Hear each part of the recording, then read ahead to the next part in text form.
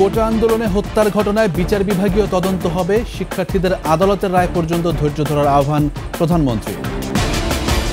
বন্ধ ঘোষণার পর হল ছাড়ছেন ঢাকাসহ বিভিন্ন বিশ্ববিদ্যালয়ের শিক্ষার্থীরা, ক্যাম্পাসে থাকতে অনড় কোটা বিরোধীরা। লাশের রাজনীতি করতে চায় বিএনপি জামায়াত, স্বাধীনতা বিরোধীদের প্রতিহতে মুক্তিযোদ্ধা সমাবেশ বৃহস্পতিবার। পুলিশের ওপর ফের চড়াও বিএনপি, সরকারের বিরুদ্ধে নাটক সাজানোর অভিযোগ ফখরুলের।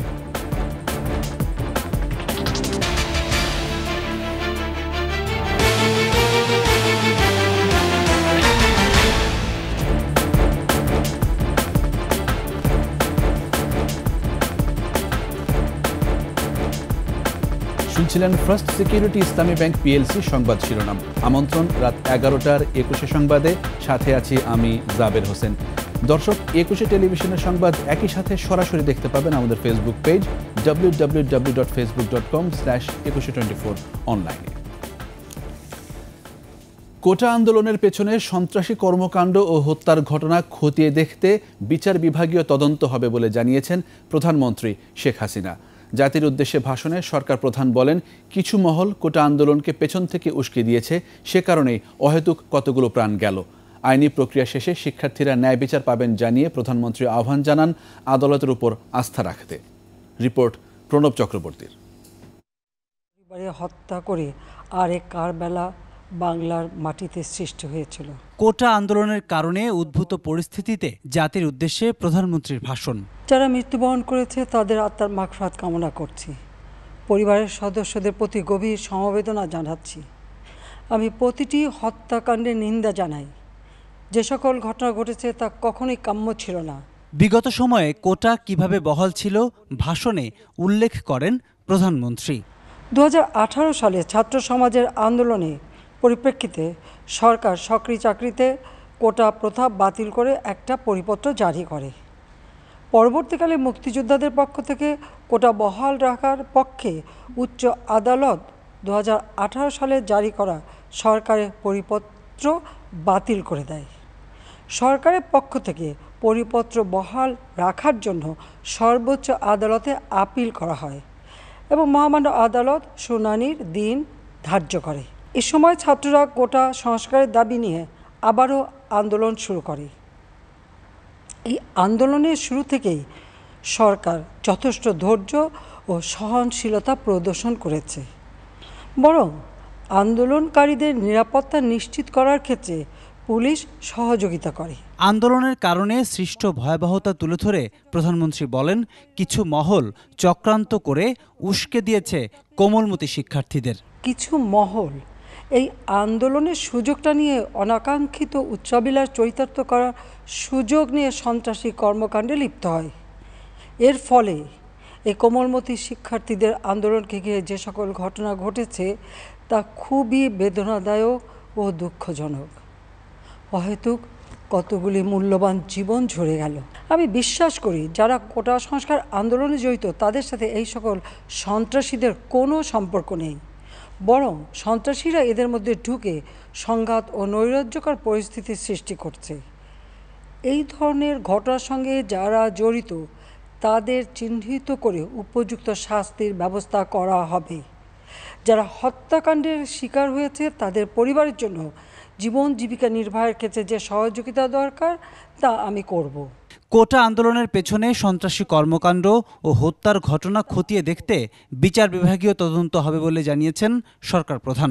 আমি দ্ব্যর্থহীনভাবে ঘোষণা করছি, যারা হত্যাকাণ্ড, লুটপাট ও সন্ত্রাসী কর্মকাণ্ড চালিয়েছে, এরা যেই হোক না কেন, তারা যেন উপযুক্ত শাস্তি পায় সে ব্যবস্থা নেওয়া হবে।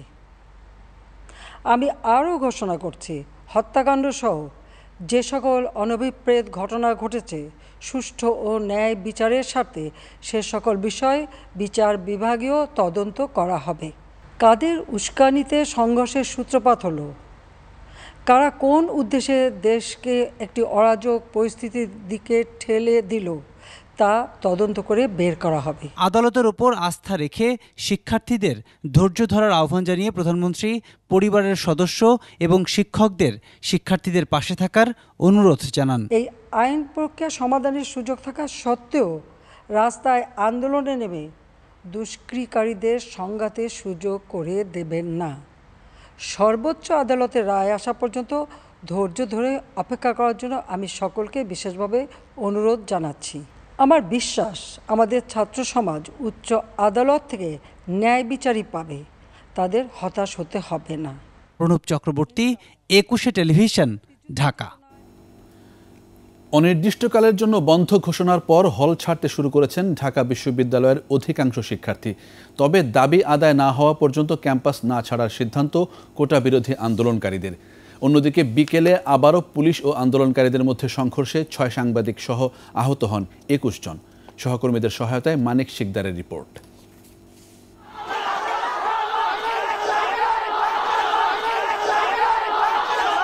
কোটা বিরোধীদের আন্দোলনে ছদ্মবেশে প্রবেশ করা ছাত্রদল ও শিবির কর্মীদের প্রত্যক্ষ মদদে অরাজক দুটি দিনের পর থমথমে সকালের ঢাকা বিশ্ববিদ্যালয়।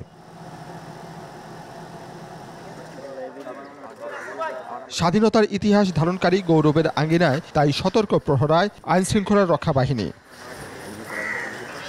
এমনই প্রেক্ষাপটে বসে বিশ্ববিদ্যালয় সিন্ডিকেটের জরুরি সভা। সেখান থেকে আসে অনির্দিষ্টকালের জন্য ক্যাম্পাস বন্ধের ঘোষণা। পাশাপাশি সন্ধ্যা ৬টার মধ্যেই সব আবাসিক শিক্ষার্থীকে হল ছাড়ার নির্দেশ দেওয়া হয়। সাধারণ শিক্ষার্থীর অনেকেই তাই ভোর থেকে ছাড়তে শুরু করেন হল। গত রাতে সাধারণ শিক্ষার্থীরা ছাত্রলীগ কর্মীদের বের করে দিয়েছে হল থেকে। হল এখন আপাতত রাজনীতি মুক্ত। আমাদেরকে প্রপোজনাল স্টেটমেন্ট দিয়েছেন লিখিত যে হলে কোনো ছাত্র রাজনীতি থাকবে না, কোনো দলই থাকবে না। মা বাবারা আসলে অনেক চিন্তিত থাকে, তো পরিবারের কথা ভেবে অনিচ্ছা থাকা সত্ত্বেও চলে যেতে হচ্ছে। আমি থাকতে চাইছিলাম, বাট আমার বাসা থেকে ঘুমাইতেই পারতেছে না। রাত ৩টায় ফোন দেয়, ৪টায় হঠাৎ ফোন দেয়। এরা ওই কি দেখে, নিউজে কি দেখে, এগুলো দেখার কারণে টেনশন করে প্রচুর। বেলা বাড়ার সাথে সাথে বিশ্ববিদ্যালয়ের বিভিন্ন হল থেকে আন্দোলনকারীরা জড়ো হতে থাকে ক্যাম্পাসে। পুলিশ ছত্রভঙ্গ করতে উদ্যত হলে উত্তেজনা ছড়িয়ে পড়ে। পুলিশের বাধায় দুপুরে টিএসসি রাজু ভাস্কর্যের সামনে গায়েবানা জানাজা পড়তে ব্যর্থ হন আন্দোলনকারী শিক্ষার্থীরা। পরে ভিসি চত্বরে বিকেল ৪টার দিকে কোটা সংস্কার আন্দোলনে নিহত গায়েবানা জানাজা সম্পন্ন হয়। এরপর ক্যাম্পাসে কফিন নিয়ে মিছিল শুরু করে কোটা বিরোধীরা। আমরা যখন রাজু ভাস্কর্য পার হচ্ছিলাম, পুলিশ আমাদেরকে বাধা দিয়েছে। প্রথমে আমরা তাদেরকে বলেছি আমরা আমাদের স্যারদের সাথে কথা বলতে যাচ্ছি। আমরা যখন বাধা উপেক্ষা করে আসছিলাম, তারা পিছন থেকে আমাদেরকে একাধিক আমাদের উপরে গ্রেনেড ছুঁড়েছে। একটা বিশ্ববিদ্যালয়ে পুলিশ কিভাবে গ্রেনেড ছুঁড়ে প্রশাসনের অনুমতি ছাড়া, আমরা সেটার জবাব চাই। মিছিলে সাউন্ড গ্রেনেড ও কাঁদানে গ্যাসের শেল নিক্ষেপ করে পুলিশ। এতে আন্দোলনকারীরা ছত্রভঙ্গ হয়ে যান। এ সময় পেশাগত দায়িত্ব পালনের সময় অন্তত ৬ জন সাংবাদিক আহত হন। রক্ষা করতে গিয়ে আমরা আমাদের যেটুকু দায়িত্ব আমাদের আছে, আমাদের মধ্যে যেটা করার দরকার আমরা সেটাই করব। ঘণ্টাখানেক পুলিশের সঙ্গে কোটা বিরোধীদের সংঘর্ষ চলে। পরে পুলিশ সদস্যরা উপাচার্যের বাসভবনের সামনে অবস্থান নেন। অপরদিকে আন্দোলনকারীরা মাস্টারদা সূর্য সেন হলের সামনে অবস্থান নেয়। পুলিশের দিকে ইট পাটকেল নিক্ষেপ করে তারা।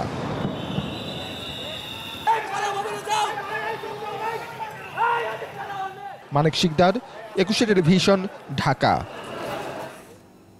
এদিকে দেশের অন্য সবগুলো পাবলিক বিশ্ববিদ্যালয়ে অনির্দিষ্টকালের জন্য বন্ধ ঘোষণা করেছে কর্তৃপক্ষ। নির্দেশ পেয়ে হল ছাড়েন শিক্ষার্থীরা। তবে হলে থেকেই আন্দোলন চালিয়ে যেতে অনড় কোটা বিরোধীরা। ক্যাম্পাসে ক্যাম্পাসে মোতায়েন রয়েছে আইনশৃঙ্খলা বাহিনী। সহকর্মীদের তথ্য ছবিতে ডেস্ক রিপোর্ট। জাহাঙ্গীরনগর বিশ্ববিদ্যালয়ে হল ছাড়ার ঘোষণা না মানা কোটা সংস্কার আন্দোলনকারী শিক্ষার্থীদের সঙ্গে পুলিশের পাল্টাপাল্টি ধাওয়ার ঘটনা ঘটেছে। এর আগে কোটা সংস্কার আন্দোলনকারী শিক্ষার্থী ও পুলিশ মুখোমুখি অবস্থান নেয়। দুপুর থেকে রাজশাহী বিশ্ববিদ্যালয়ের প্রশাসন ভবন ঘেরাও করে রাখে কোটা বিরোধী আন্দোলনরত শিক্ষার্থীরা। এতে ভিসি সহ শিক্ষক কর্মকর্তারা অবরুদ্ধ হয়ে পড়েন। তাদের উদ্ধারে সন্ধ্যা ৭টার দিকে অভিযান চালায় আইনশৃঙ্খলা রক্ষাকারী বাহিনীর সদস্যরা। টিয়ার শেল ছুড়ে আন্দোলনকারীদের ছত্রভঙ্গ করে উপাচার্য সহ শিক্ষক কর্মকর্তাদের বের করে নিয়ে আসেন তারা। বরিশাল নতুল্লাবাদ কেন্দ্রীয় বাস টার্মিনাল এলাকায় কোটা বিরোধী ছাত্র আন্দোলনরতদের সঙ্গে সংঘর্ষে বিএমপির উপ পুলিশ কমিশনার আশরাফ আলী ভুইয়া সহ পুলিশ সদস্য আহত ১৪ এবং শিক্ষার্থী ৩২ জন। মাদারীপুরে ঢাকা বরিশাল মহাসড়কে কোটা আন্দোলনকারীদের ওপর ছাত্রলীগের হামলায় কমপক্ষে ৪ জন আহত হয়েছে। পরে ঘটনাস্থলে থাকা পুলিশ পরিস্থিতি নিয়ন্ত্রণে আনে। কুমিল্লা বিশ্ববিদ্যালয়ে অনির্দিষ্টকালের জন্য বন্ধ ও হল ছাড়ার ঘোষণার প্রতিবাদে বিক্ষোভ করছে শিক্ষার্থীরা। এছাড়া গাইবান্ধা, ব্রাহ্মণবাড়িয়া সহ বেশ কয়েকটি জায়গায় মহাসড়ক অবরোধ করে আন্দোলনকারীরা। চট্টগ্রাম বিশ্ববিদ্যালয়ের ছাত্রীদের বুধবার সন্ধ্যা ৬টা এবং ছাত্রদের রাত ১০টার মধ্যে হল ত্যাগের নির্দেশ দেওয়া হয়। খুলনা বিশ্ববিদ্যালয় ও খুলনা প্রকৌশল ও প্রযুক্তি বিশ্ববিদ্যালয়ের পৃথক সিন্ডিকেটের জরুরি সভায় শিক্ষা প্রতিষ্ঠান দুটি বন্ধ ঘোষণা করা হয়। কুষ্টিয়া ইসলামী বিশ্ববিদ্যালয়ে অনির্দিষ্টকালের জন্য সকল একাডেমিক কার্যক্রম বন্ধ ঘোষণা করে কর্তৃপক্ষ। এরপর শিক্ষার্থীরা হল ত্যাগ করে। রংপুর বেগম রোকেয়া বিশ্ববিদ্যালয়ে অনির্দিষ্টকালের জন্য বন্ধ ঘোষণার পর শিক্ষার্থীরা হল ত্যাগ করেন। মাসুম আলিসা, ২১ টেলিভিশন। এদিকে রাজধানীর শনিরাখড়া এবং দনিয়ায় কোটা সংস্কার আন্দোলনের সমর্থক আর পুলিশের মধ্যে সংঘর্ষ হয়েছে। এতে শিশুসহ কমপক্ষে ৬ জন গুলিবিদ্ধ হয়েছেন বলে জানিয়েছে পুলিশ। এ সময় যাত্রাবাড়ি ফ্লাইওভার টোল প্লাজায় আগুন দেয় বিক্ষোভকারীরা। এদিকে শিক্ষার্থীদের রাস্তা অবরোধের কারণে ঢাকা চট্টগ্রাম মহাসড়কে দীর্ঘ যানজট তৈরি হয়েছে। ভোগান্তিতে পড়েছেন হাজারো সাধারণ মানুষ। পরিস্থিতি নিয়ন্ত্রণে যৌথ অভিযান শুরু করেছে র্যাব ও পুলিশ।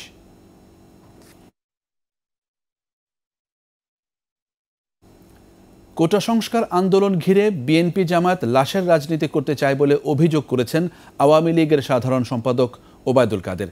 অশুভ অপশক্তি প্রতিহতে নেতাকর্মীদের সতর্ক হয়ে শক্ত অবস্থান নেওয়ার নির্দেশ দেন ওবায়দুল কাদের। মাহমুদ হাসানের প্রতিবেদন। ঢাকা জেলা আওয়ামী লীগ কার্যালয়ে সিনিয়র নেতাদের সাথে বৈঠক করেন দলের সাধারণ সম্পাদক ওবায়দুল কাদের। পরে কোটা আন্দোলন নিয়ে সাংবাদিকদের বলেন, সরাসরি সম্পৃক্ত হয়ে একে সরকার বিরোধী আন্দোলনের রূপ দিতে চায় বিএনপি জামাত। কোটার দাবি নয়, নির্বাচিত সরকার হটাতে চায় তারা। এখন এই কোটা নিয়ে আন্দোলন সাধারণ শিক্ষার্থীদের আন্দোলন নেই। এখানে সরাসরি বিএনপি জামাত, ছাত্রদল, ছাত্র শিবির জড়িয়ে আন্দোলনকে সরকার উৎখাতের আন্দোলনে পরিণত করতে। ক্ষমতা দখলে মরিয়া হয়ে শিশু কিশোরদের ঢাল হিসেবে ব্যবহারেরও অভিযোগ ওবায়দুল কাদেরের। ক্ষমতা দখলের জন্য কতটুকু মরিয়া হলে তারা শিশু কিশোরদের ঢাল হিসেবে ব্যবহার করে। ছাত্রদল, শিবিরের নেতাকর্মীরা উস্কানিমূলক স্লোগান, তাদের সামাজিক যোগাযোগ মাধ্যমে স্ট্যাটাস আন্দোলনকে সরকার বিরোধী আন্দোলনে পরিণত করেছে। অশুভ শক্তিকে প্রতিরোধের আহ্বান জানিয়ে তিনি বলেন, স্বাধীনতা বিরোধী ও মুক্তিযুদ্ধের চেতনা বিরোধীদের ছাড় দেয়া হবে না। সতর্ক হয়ে শক্ত অবস্থা। মাহমুদ হাসান, ২১ টেলিভিশন, ঢাকা। সরকার শিক্ষার্থীদের প্রতি সহানুভূতিশীল, তবে কোটা সংস্কারের আন্দোলন তাদের হাতে নেই। এটা বিএনপি জামাতের প্রেসক্রিপশনে হচ্ছে বলে অভিযোগ করেছেন পররাষ্ট্রমন্ত্রী ডক্টর হাসান মাহমুদ। অন্যদিকে মুক্তিযুদ্ধ ও বীর মুক্তিযোদ্ধাদের নিয়ে আন্দোলনকারীদের অবমাননাকর বক্তব্যের বিরুদ্ধে মুক্তিযোদ্ধা সমাবেশ আহ্বান করেছেন মুক্তিযুদ্ধ বিষয়ক মন্ত্রী আ.ক.ম মোজাম্মেল হক। মাহমুদ হাসানের আরেকটি প্রতিবেদন। প্রধানমন্ত্রী শেখ হাসিনার কারাবন্দী দিবস উপলক্ষে সকালে জাতীয় প্রেস ক্লাব মিলনায়তনে বাংলাদেশ স্বাধীনতা পরিষদের আলোচনা সভায় যোগ দেন পররাষ্ট্রমন্ত্রী ডক্টর হাসান মাহমুদ। বলেন, বিএনপি জামাতের কাছে বিক্রি হয়ে গেছে কোটা বিরোধী শিক্ষার্থীদের নেতারা। আন্দোলনের প্রেসক্রিপশন আসছে সেখান থেকেই। একজন বিএনপি নেতার সমাজ ফোনালাপ ফাঁস হয়েছে, কিভাবে নির্দেশ দিচ্ছে কোটা আন্দোলনকারীদের মধ্যে ঢুকে পড়ার জন্য এবং তড়িৎ ঢুকে পড়ার জন্য।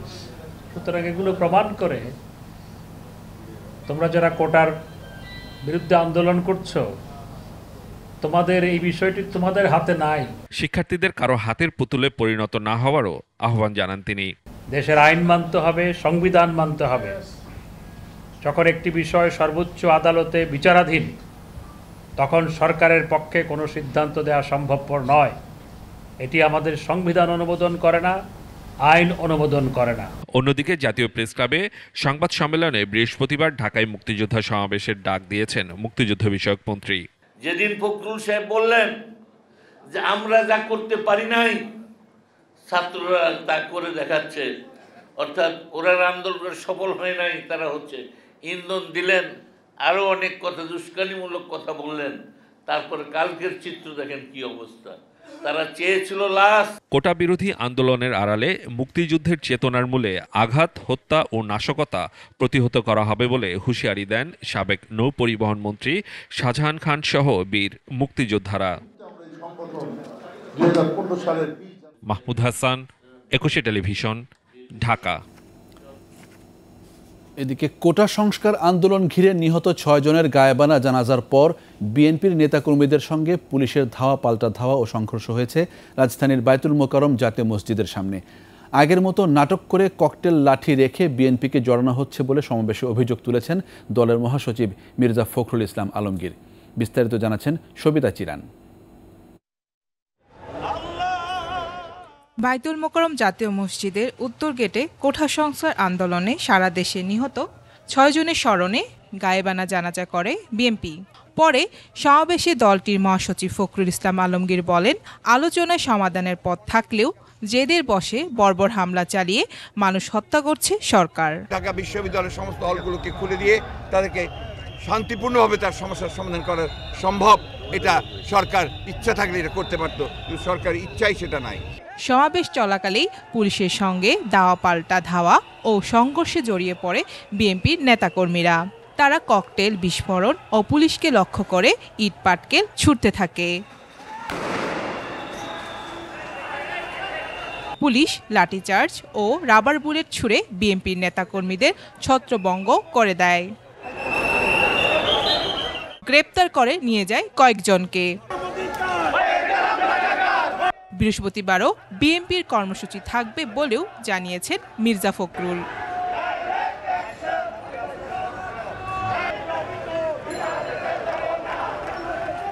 সবিতা চিরান, একুশে টেলিভিশন, ঢাকা। নিচ্ছি সংবাদ বিরতি। যখন ফিরছি তখন অন্যান্য খবরের সঙ্গে আরও থাকবে।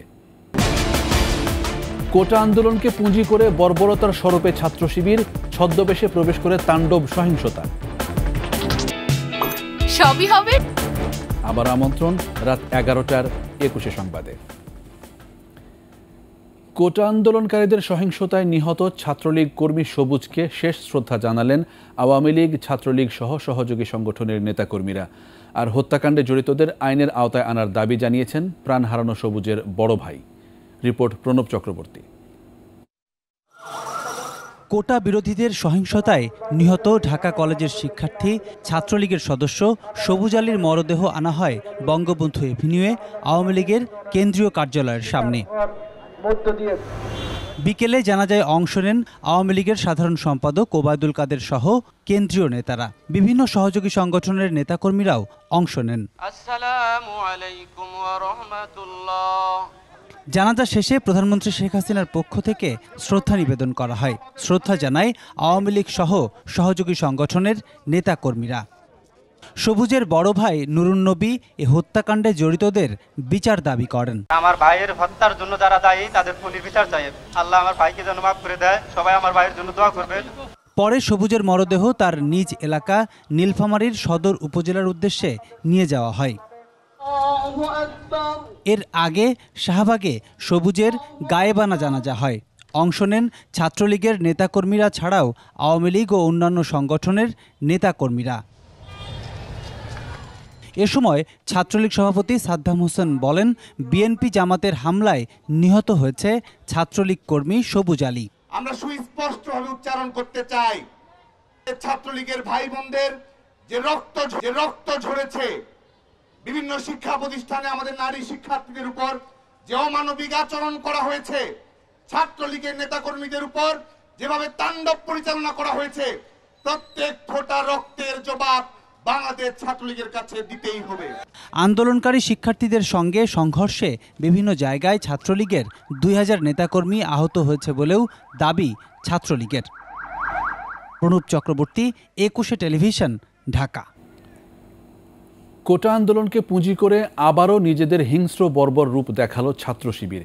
চট্টগ্রামে সংঘর্ষ চলাকালে ছাত্রলীগ নেতাকর্মীদের রগ কেটে ছাদ থেকে ফেলে দেওয়ার মধ্য দিয়ে সরপেই যেন ফিরেছে মুক্তিযুদ্ধ বিরোধী সংগঠনটি। খোদ রাজধানীতেও ছদ্মবেশে শিক্ষার্থীদের মধ্যে প্রবেশ করে সহিংসতায় যুক্ত হয়েছে দেশবিরোধী জামায়াতের ছাত্র শাখাটি। হত্যা করেছে 2 জনকে। আরও জানাচ্ছেন দীপু শিকদার।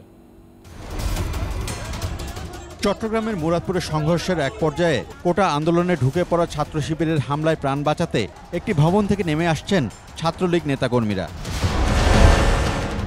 নির্যাতনের পর ওই ভবনের ছাদ থেকে ফেলে দেওয়া হয় অনেককে, যা সোশ্যাল মিডিয়ায় এখন ভাইরাল। ওই সময় শিবির কর্মীদের নির্যাতনের আরও অনেক ফুটেজ এসেছে 21-এর হাতে।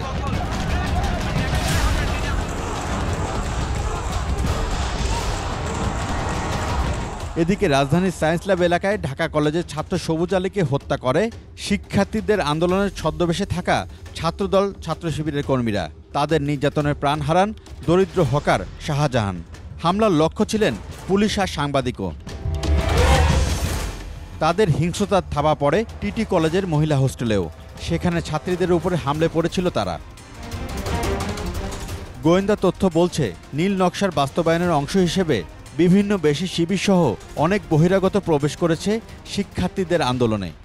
আমি গাজীপুর থেকে এসেছি ছাত্র শিবিরের পক্ষ থেকে। আমাদের অসংখ্য লোকজন ঢাকাতে জড়ো হয়েছে এবং আমরা চাই এই কোঠা আন্দোলনের মাধ্যমে সরকারকে পতন করে তারপরে আমরা ঘরে ফিরব। ৭১কে মানে নাই, দেখেছি তাদের আস্ফালন। তারা মিছিল করেছে, তারা মিটিং করেছে, তারা বাসে আগুন লাগিয়েছে, তারা অর্থ রসদ সরবরাহ করছে। আমরা প্রত্যেকের নাম কিন্তু আমরা পেয়েছি। এদিকে ছাত্রলীগের অভিযোগ ষড়যন্ত্র বাস্তবায়নের জন্য সরকার বিরোধীরা পরিস্থিতি ঘোলাটে করছে। সাধারণ মানুষের বোঝার দরকার যে আসলে এরা কারা, আমাদের শিক্ষার্থীরা বোঝার দরকার এরা কারা। এরা আসলেই কোনো আন্দোলনের দাবি নিয়ে আন্দোলন করছে না, বরং এখন যারা আন্দোলন করছে এরা সরাসরি জামাত শিবির এবং হচ্ছে যে আপনার ছাত্রদলের নেতারা এবং বহিরাগত অনেকে মুখোশ পরে হলে হলে ঢুকে হচ্ছে যে এই ধরনের হামলা করেছে। শিক্ষাবিদরা মনে করেন সুযোগ সন্ধানীরা আন্দোলনের নামে মহান মুক্তিযুদ্ধ আর প্রিয় মাতৃভূমিকে বিতর্কিত করছে। তাদের যে মূল্যবোধ, তাদের যে মতামত, সেটা কিন্তু ছাত্রদের উপরে চালাবার চেষ্টা করে। তবে সাধারণ মানুষ চায় দ্রুত সংকটের সমাধান। দীপু শিকদার, 21 টেলিভিশন, ঢাকা। বাংলাদেশের বিরুদ্ধে নিষেধাজ্ঞা আরোপের নেপথ্যে থাকা মার্কিন সিনেটর বব মেনেন্দেজ এবার নিজেই দুর্নীতির মামলায় বিচারের কাঠগড়ায়। ঘুষ, জালিয়াতি, বিদেশি এজেন্ট হিসেবে কাজ করা সহ 16টি অভিযোগে তাকে দোষী সাব্যস্ত করেছেন ম্যানহাটন আদালত। রায়ে বলা হয় 2018 থেকে 2022 সালের মধ্যে সিনেটের বৈদেশিক সম্পর্ক কমিটির চেয়ারম্যান থাকার সময় ক্ষমতার অপব্যবহার করে বিপুল সম্পদের মালিক হন তিনি। ওই একই সময়ে অর্থের বিনিময়ে বিএনপি জামায়াতের লবিস্ট হিসেবে কাজ করেন বব মেনেন্দেজ। রিপোর্ট দুলি মল্লিকের। নিউ জার্সির সিনেটর বব মেনেন্ডেজ মার্কিন সিনেটের বৈদেশিক সম্পর্ক কমিটির চেয়ারম্যানের মতো গুরুত্বপূর্ণ পদেও ছিলেন 70 বছর বয়সী এই ডেমোক্র্যাট নেতা। শুধু নিজ দেশের রাজনীতি নয়, বিশ্বের বিভিন্ন দেশের রাজনীতিতেও তার ভূমিকা স্পষ্ট। বাতির নিচে অন্ধকার এমন প্রবাদ বাক্যের এখন জ্বলন্ত দৃষ্টান্ত এই নেতা। মানবাধিকার লঙ্ঘন সহ নানা ইস্যুতে বিশ্বের বিভিন্ন দেশের বিরুদ্ধে পদক্ষেপ নেওয়ার ব্যাপারে বরাবরই সরব বব মেনেন্ডেজ এবার নিজ দেশেই দুর্নীতির মামলায় দোষী সাব্যস্ত হয়েছেন। মেনেন্ডেজ ও তার স্ত্রী নাদিন মেনেন্ডেজের বিরুদ্ধে 16টি অভিযোগ প্রমাণিত হয়েছে।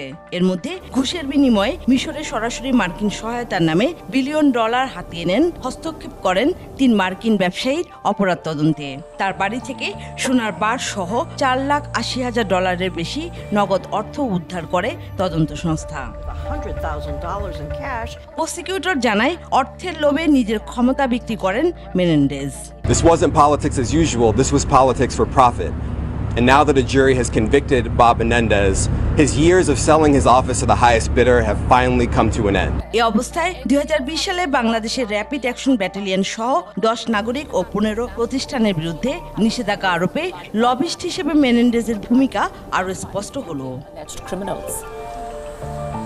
19 অক্টোবর মেনেন্ডেজের সাজা ঘোষণা হবে। রায় ঘোষণার পর সিনেটের সংখ্যাগরিষ্ঠ নেতা চাক শুমার মেনেন্ডেজকে পদত্যাগের আহ্বান জানিয়েছেন। I am very disappointed that Senator Menendez has not lived up to those standards. দুলি মল্লিক, 21 টেলিভিশন। ধর্মীয় ভাব গাম্ভীর্যে পালিত হচ্ছে পবিত্র আশুরা। তাজিয়া মিছিলের মাতমে স্মরণ করা হয় 10 মুহররম কারবালা প্রান্তে ইয়াজিদ বাহিনীর হাতে শহীদ মহানবী সাল্লাল্লাহু আলাইহি সাল্লামের দৌহিত্র হোসেন ও তার 72 সঙ্গীকে। মুসলিম উম্মাহ ও বিশ্বশান্তি কামনা করেন মিছিলকারীরা। মানিক শিকদারের রিপোর্ট।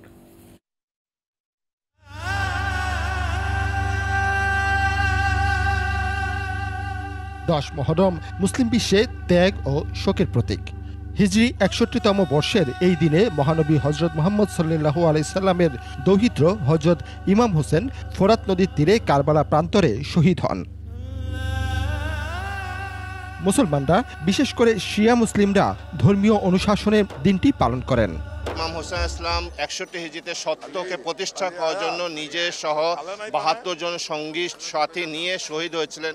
সেই সত্য এবং ওনার বিজয় হয়েছে, এটাকে প্রতিষ্ঠা করার জন্য প্রতি বছর তাজিয়া মিছিল উদযাপন করা হয়। সকাল 10:30টার দিকে পুরান ঢাকার লালবাগের হোসেনি দালান থেকে শুরু হয় তাজিয়া মিছিল। এর আগে মানুষ জড়ো হতে থাকে হোসেনি দালান চত্বরে। শহীদানে কারবালাকে গভীর শ্রদ্ধার সাথে স্মরণ করি প্রতি বছর। কেউ মাতম করে, কেউ সিন্নি করে, কেউ আলম ধরে। তাজিয়া মিছিলে কারবালার স্মরণে ইমাম হোসেনের প্রতীকী কফিন, দুলদুল ঘোড়া, দোলনা, পতাকা আর শোকের কালো পোশাকে নারী, পুরুষ, শিশুসহ বিভিন্ন শ্রেণী পেশার মানুষ অংশ নেয় তাজিয়া মিছিলে। এই ডোলাটা হয়েছে মালা ইমাম আলী আসগর আলাইহিস সালামের স্মরণে। এই শিশুপুত্র সহ তারা ইয়াজিদ বাহিনী এই শিশুপুত্রকেও ছাড় দেয়নি। 2015 সালে তাজিয়া মিছিলের প্রস্তুতির মধ্যে ইমাম বাড়ায় জঙ্গি হামলার ঘটনার পর থেকে আশুরায় নিরাপত্তা বাড়ানো হয়।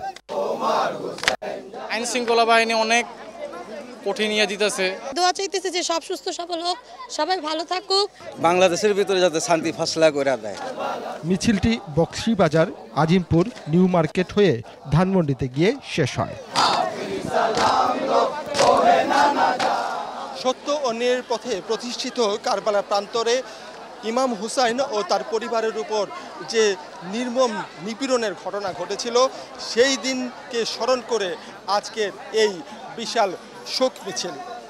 এই তাজিয়া মিছিল থেকে শুধু শোকই প্রকাশ করা হচ্ছে না, সেই সাথে বিশ্বজুড়ে চলমান অস্থিরতা এবং সহিংসতা চলছে, তা থেকেও মুক্তি চান সবাই। মানিক শিকদার, 21 টেলিভিশন, ঢাকা। দেশের উত্তর পূর্বাঞ্চলের সার্বিক বন্যা পরিস্থিতির উন্নতি হয়েছে, কমছে বেশিরভাগ নদ নদীর পানি। তবে পানি কমার সাথে সাথে বাড়ছে নদী ভাঙন। বন্যা পূর্বাভাসে বলা হয়েছে বেশিরভাগ নদ নদীর পানি কমলেও বিপদসীমার উপরে যমুনা, কুশিয়ারা, সোমেশ্বরী ও মেঘনা নদীর পানি। টাঙ্গাইলে পানি কমতে থাকায় বন্যা পরিস্থিতির উন্নতি হয়েছে। পানি নেমে যাওয়ায় বাড়িঘরে ফিরতে শুরু করেছেন বন্যা দুর্গতরা। যমুনা, ধলেশ্বরী নদীর পানি বিপদসীমার নিচ দিয়ে প্রবাহিত হচ্ছে, তবে বিপদসীমার উপরে ঝিনাই নদীর পানি। পানি কমার সাথে সাথে শুরু হয়েছে নদী ভাঙন। জেলার 6 উপজেলার চরাঞ্চল এবং নিম্নাঞ্চলের কয়েকটি স্থানে ভাঙনে নদীগর্ভে বিলীন হচ্ছে ফসলি জমি। এদিকে রাজবাড়ীতে কমছে পদ্মার পানি, তবে বন্যা নিয়ন্ত্রণ বেড়িবাঁধের নিচে চরাঞ্চল পানিতে তলিয়ে থাকায় এসব এলাকায় মানুষ এখনও দুর্ভোগে রয়েছে। নিষিদ্ধ নেট জালে অবাধে চিংড়ি পোনা আহরণ চলছে সুন্দরবন সংলগ্ন মোংলা উপকূলে। অভয়াশ্রম ঘোষিত খালেও বিষ দিয়ে ধরা হচ্ছে মাছ। ধ্বংস হচ্ছে বিভিন্ন প্রজাতির জলজ প্রাণী, কমছে দেশি মাছও। স্থানীয়দের দাবি সংশ্লিষ্ট দপ্তরকে ম্যানেজ করে চলছে এই অবৈধ কাজ। মোংলা প্রতিনিধি আবুল হাসানের প্রতিবেদন নিয়ে ডেস্ক রিপোর্ট। উৎপাদন বাড়াতে প্রজনন মৌসুমে 1 জুন থেকে 30 আগস্ট পর্যন্ত সুন্দরবন সংলগ্ন নদীখালে সব ধরনের মাছ আহরণে নিষেধাজ্ঞা দিয়েছে সরকার। বনে ঢুকতে পারবেন না বনজীবী ও পর্যটকরাও। নিষেধাজ্ঞার তোয়াক্কা না করে অভয়াশ্রম ঘোষিত খালে নিষিদ্ধ নেট জাল ও বিষ দিয়ে ধরা হচ্ছে মাছ। মুগো তো প্যারের টাইমে নামাই লাগবে। জাল ধরবো না, করবো কি? আজকে জাল না ধরে কালকে বাচ্চা কাচ্চা না খেয়ে মরে যাবে। বাগদার পোনা, আপনার এই যে গলার পোনা, এগুলো সংগ্রহ করে বেশি এদের চাল কিনে খাইতে। বন বিভাগ বলছে নেট জাল ও বিষ প্রয়োগে মাছ ধরা বন্ধের দায়িত্ব মৎস্য বিভাগের। আর মৎস্য বিভাগের দাবি প্রতিদিনই চলছে অভিযান। সুন্দরবনের ভিতরে হইলে আমরা অবশ্যই করব, সুন্দরবনের বাইরে হইলে তো এটা সংরক্ষিত বনের বাইরে আমরা সেটা তো উপজেলা প্রশাসন বা জেলা প্রশাসন করবে। যে কোনো অবৈধ বা চরগড়া জালের বিরুদ্ধে আমাদের অভিযান 12 মাসই রয়েছে এবং এটা চলমান রয়েছে। অবৈধ এ কাজে হুমকির মুখে জলজ জীববৈচিত্র্য। নদীখালে মাছ সংকটের শঙ্কা সংশ্লিষ্টদের। একটা পোনা ধরতে যায় কিন্তু অনেকগুলো মাছের পোনার ক্ষতি হয়ে যাচ্ছে, এগুলো থেকে বিরত থাকুক এবং মাছের প্রজনন বৃদ্ধি পাক, এটি কামনা করি। 2002 সালে নেট জালের ব্যবহার নিষিদ্ধ করে সরকার। এক যুগ পরেও নিষেধাজ্ঞা কার্যকর না হওয়ায় উপকূলের নদ নদীতে কমছে মাছের উৎপাদন। খুরশিদ আলম মুকুল, 21 টেলিভিশন। আবারও সংবাদ বিরতি। যখন ফিরছি তখন অন্যান্য খবরের সঙ্গে আরও থাকবে সিকিমের সাবেক শিক্ষামন্ত্রীর মরদেহ হস্তান্তর, তদন্তে আসতে পারে ভারতীয় দল। সবই হবে বাসায় বসে। আইডিয়াল সিএমআর ফাইন্যান্সিয়াল পার্টনার বলি। দেখছেন রাত 11টার 21 সংবাদ। ক্রমশই বিপন্ন হয়ে উঠছে দেশীয় প্রজাতির বৃক্ষরাজি। গাছ লাগানোর মৌসুমেও সরকারি বেসরকারি বৃক্ষরোপণের তালিকায় খুব একটা স্থান পায় না দেশের গাছগাছালি। এমনকি উজাড় হওয়া বনাঞ্চলেও দেশীয় বৃক্ষে নতুন করে আচ্ছাদিত করার হারও নিতান্তই কম। এতে পরিবেশ নষ্টের পাশাপাশি ধ্বংস হচ্ছে জীববৈচিত্র্য। বিশেষজ্ঞরা বলছেন, প্রাকৃতিক ভারসাম্য রক্ষায় দেশি প্রজাতির গাছ দিয়ে বনায়নের বিকল্প নেই। মফিউর রহমানের রিপোর্ট। অনাবৃষ্টি, অতিবৃষ্টি, বন্যা, খরা, বায়ুদূষণ, তাপপ্রবাহ এমন সব প্রাকৃতিক বিপর্যয় যেন নিত্যকার সঙ্গী। চলতি বছরও তাপপ্রবাহে পুড়েছে দেশ। তাপমাত্রার পারদ ছুঁয়েছে 43 ডিগ্রি সেলসিয়াসের ওপরে। তাপ থেকে বাঁচতে অনেকেই উদ্যোগ নেন গাছ লাগানোর। কিন্তু বৃক্ষরোপণের মৌসুম মূলত বর্ষা, আর সে উপলক্ষে ঢাকায় আয়োজন করা হয় বৃক্ষমেলার। মেলায় নানা জাতের ইনডোর প্ল্যান্ট, বিদেশি বাহারি ফল আর বনসাইয়ের ছড়াছড়ি। ঢাকায় জায়গা সংকটের কারণে ইনডোর প্ল্যান্টের দিকে ঝুঁকছে মানুষ। ঘরের গাছটাও মোটামুটি ফলের পাশাপাশি খুব ভালোই চলতেছে, কারণ এখন মানুষের জায়গা কম, অনেকে ধরেন ছাদও নাই। এখন আমাদের আসলে ব্যালকনিতে যেগুলা সম্ভব খাটো জাতীয় উদ্ভিদ সেইগুলো ইনডোর প্ল্যান্টের জন্য বেশি আমি আগ্রহী, আর বারান্দায় আমার কিছু গাছ আছে। ইনডোর প্ল্যান্টে তাপপ্রবাহ কমবে না বলছেন বিশেষজ্ঞরা। এজন্য নগরে প্রয়োজন পরিকল্পিত বনায়ন ও জলধারা। আপনার বাসায় আপনি একটা ইনডোর প্ল্যান্টস লাগালেন, এতে ঢাকা শহরের পরিবেশে সেরকম কোনো পরিবর্তন হবে না। বনায়নের জন্য প্রতি বছর 8 থেকে 10 প্রজাতির বৃক্ষই বেছে নেওয়া হচ্ছে, আর এর সবগুলোই রেনট্রি, আকাশমণি, দেবদারুর মতো বিদেশি গাছ। এতে সবুজায়ন হলেও পরিবেশের খুব একটা উপকারে আসে না। ইউক্যালিপটাস, আকাশমণি, হ্যাঁ, এই গাছগুলো তো আমাদের জন্য রীতিমতো সমস্যা। যেই পুকুর পাড়ে রেনট্রি হয় সেই পুকুরে কোনো মাছ হয় না। রেনট্রি গাছের পাতা পড়লে, পানিতে পচলে স্যাপোনিন হয়, সাবান হয়ে যায়। সাবান হলে পানির যে ডিজলভ অক্সিজেন সেটা সেই সব খেয়ে ফেলে। দেশীয় মাটি ও পরিবেশ উপযোগী বৃক্ষ না রোপণ করার ফলে ক্রমশই হারিয়ে যাচ্ছে দেশীয় গাছ। হুমকির মুখে পড়ছে জীববৈচিত্র্য। দেশীয় গাছ লাগালে দেশীয় পরিবেশের সকল উপাদানগুলো, বিশেষ করে প্রাণী জগৎ, জীববৈচিত্র্য, সেগুলো তার সাথে থাকবে, তাহলে সেটা হবে ভারসাম্যপূর্ণ। বেসরকারি হিসেবে বনাঞ্চলের পরিমাণ দেশের মোট আয়তনের 8% হলেও সরকারি হিসেবে এর পরিমাণ 15.58%। উজাড় হওয়া বনে দেশীয় প্রজাতির গাছ দিয়ে আচ্ছাদিত করার আহ্বান বিশেষজ্ঞদের। পাহাড়ের মাথায় বন না থাকলে ওয়াটারশেড থাকে না। ওয়াটারশেড না থাকলে এই যে পানির প্রবাহ আস্তে আস্তে যেটা হইয়া নদী হয়, সেই ফ্রেশ ওয়াটারের সোর্সটা সে নদীটা মরে যায়। দেশীয় আবহাওয়া উপযোগী বৃক্ষরোপণের মাধ্যমেই ফিরবে পরিবেশের ভারসাম্য, সুরক্ষিত হবে জীববৈচিত্র্য। এখন থেকে আমাদের দেশীয় বৃক্ষগুলো আসুক। মফিউর রহমান, 21 টেলিভিশন, ঢাকা। ঝালকাঠি বিসিক শিল্পনগরীতে পরিত্যক্ত প্লাস্টিক প্রক্রিয়াজাত করে তৈরি হচ্ছে বাহারি রঙের সুতা। এতে যত্রতত্র পড়ে থাকা প্লাস্টিকের দূষণ থেকে রক্ষা পাচ্ছে পরিবেশ। অন্যদিকে সুতা তৈরির কারখানায় সৃষ্টি হয়েছে কর্মসংস্থানের। ঝালকাঠি প্রতিনিধি আজমির হোসেন তালুকদারের তথ্য ও ছবিতে ডেস্ক রিপোর্ট। ফেলে দেয়া প্লাস্টিকের আসবাবপত্র, খেলনা, বোতল প্রক্রিয়াকরণের মাধ্যমে তৈরি করছে সুতা ও প্লাস্টিক দানা। এসব সুতা ঝালকাঠি জেলার চাহিদা পূরণ করে বাজারজাত করা হচ্ছে বরিশাল বিভাগের 6 জেলা ছাড়াও ঢাকাসহ দেশের বিভিন্ন অঞ্চলে।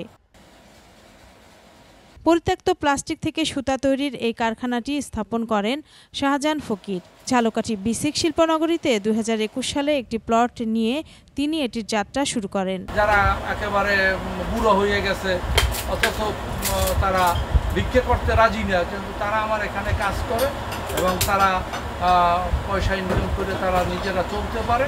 এটা শেখ হাসিনা সরকারের অনেক বড় উদ্যোগ।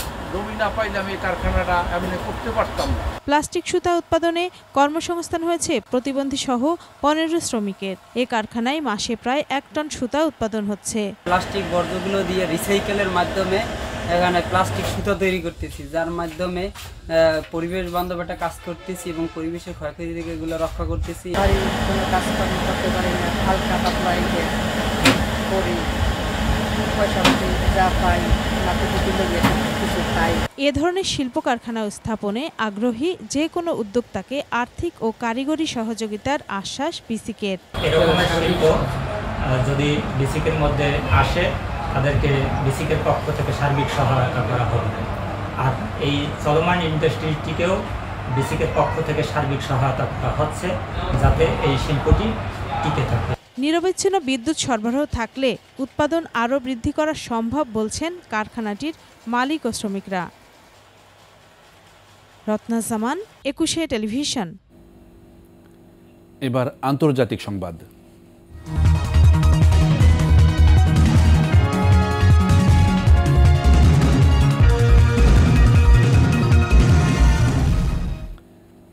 সিকিমের সাবেক শিক্ষামন্ত্রী আরসি পাউডেলের মৃত্যু নিয়ে বিশেষ তদন্ত কমিটি করেছে ভারতের কর্তৃপক্ষ। তদন্ত দল আসতে পারে বাংলাদেশে। এদিকে তার মরদেহ ময়না তদন্ত শেষে ভারতীয় কর্তৃপক্ষের কাছে হস্তান্তর করেছে বিজিবি। লালমনিরহাট প্রতিনিধি গোকুল রায়ের প্রতিবেদন নিয়ে ডেস্ক রিপোর্ট। লালমনিরহাটে তিস্তার বাম তীরে সোলিটি স্পেয়ার বাঁধ এলাকায় জেগে ওঠা চরে আটকে ছিল বন্যায় ভেসে আসা একটি মরদেহ। এতে গন্ধ বের হতে শুরু করলে স্থানীয়রা পুলিশে খবর দেন। সোমবার নদী পার হয়ে বালুচর থেকে মরদেহ উদ্ধার করে পুলিশ। এ সময় মরদেহের দুহাত বাঁধা, এক হাতে ঘড়ি ও মুখে দাড়ি থাকলেও পরনে কোনো পোশাক ছিল না। পরে পুলিশ তথ্য পায় মরদেহটি ভারতের সিকিম রাজ্যের সাবেক শিক্ষামন্ত্রী পাউডেলের। ময়নাতদন্ত শেষে মঙ্গলবার রাতে বুড়িমারি সীমান্ত দিয়ে ভারতীয় কর্তৃপক্ষের কাছে মরদেহ হস্তান্তর করে বিজিবি। ছবি তুলে বিভিন্ন মাধ্যমে আমাদের ইন্টারনাল এবং সামাজিক যোগাযোগ মাধ্যমে আমরা ছড়িয়ে দেই। এক পর্যায়ে আমরা জানতে পারি এই আমাদের পার্শ্ববর্তী যে সিকিম আছে, ভারতের সিকিম রাজ্যের একজনের এই ডেড বডিটা বলে আইডেন্টিফাই করা। এভাবেই আসলে এক পর্যায়ে আইডেন্টিফাই করা হয়। আর আজকে আপনারা দেখছেন যে আমরা ডেড বডিটা পোস্টমর্টমের পরে আমরা এখানে নিয়ে এসেছি। ভারতীয় গণমাধ্যম সূত্রে জানা যায়, গত 7 জুলাই সকালে আত্মীয়র বাড়িতে বেড়াতে গিয়ে নিখোঁজ হন 80 বছর বয়সী পাউডেল। বিকেলে তাকে না পেয়ে থানায় সাধারণ ডায়েরি করে স্বজনরা। রাইজিং সান পার্টির প্রতিষ্ঠাতা আরসি পাউডেল 70-80 দশকে রাজনৈতিক ব্যক্তি হিসেবে বিশেষ পরিচিতি পান। সিকিমের প্রথম বিধানসভায় ডেপুটি স্পিকার ছিলেন তিনি। পরে রাজ্যের বনমন্ত্রীও হন। মৃত্যুর রহস্য উদ্ঘাটনে কাজ করছে ভারতীয় পুলিশ। গঠন করা হয়েছে বিশেষ তদন্ত কমিটি। তদন্ত দলটি ঘটনাস্থল পরিদর্শনে আসতে পারে। খুরশিদ আলম মুকুল, 21 টেলিভিশন। গাজায় স্কুল ও নিরাপদ অঞ্চলকে টার্গেট করে হামলা চালাচ্ছে ইসরায়েলি বাহিনী। 24 ঘন্টায় নিহত হয়েছে 60 ফিলিস্তিনি। গাজার দক্ষিণে ভূমধ্য সাগরের উপকূলে মাওয়াসি শহরটি মানবিক নিরাপদ অঞ্চল হিসেবে ঘোষণা দিয়েছিল ইসরায়েলি বাহিনী। তাদের নির্দেশে সেখানে আশ্রয় নেয় হাজার হাজার বাস্তুচ্যুত ফিলিস্তিনি। স্থানীয় সময় মঙ্গলবার ওই এলাকায় একটি পেট্রোল স্টেশনে বিমান হামলা চালায় ইসরায়েলি বাহিনী। নিহত হয় 17 ফিলিস্তিনি। অপর হামলাটি হয় মধ্য গাজার নুসেরাত শরণার্থী ক্যাম্পে জাতিসংঘ পরিচালিত স্কুলে। সেখানে নিহত হয় আরও 16 জন।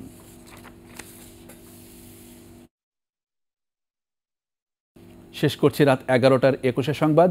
যাবার আগে ফার্স্ট সিকিউরিটি ইসলামী ব্যাংক পিএলসি সংবাদ শিরোনামগুলো আরও একবার। কোটা আন্দোলনে হত্যার ঘটনায় বিচার বিভাগীয় তদন্ত হবে। শিক্ষার্থীদের আদালতের রায় পর্যন্ত ধৈর্য ধরার আহ্বান প্রধানমন্ত্রী। বন্ধ ঘোষণার পর হল ছাড়ছেন ঢাকাসহ বিভিন্ন বিশ্ববিদ্যালয়ের শিক্ষার্থীরা। ক্যাম্পাসে থাকতে অনড় কোটা বিরোধীরা। লাশের রাজনীতি করতে চায় বিএনপি জামায়াত। স্বাধীনতা বিরোধীদের প্রতিহতে মুক্তিযোদ্ধা সমাবেশ বৃহস্পতিবার। পুলিশের ওপর ফের চড়াও বিএনপি। সরকারের বিরুদ্ধে নাটক সাজানোর অভিযোগ ফখরুলের।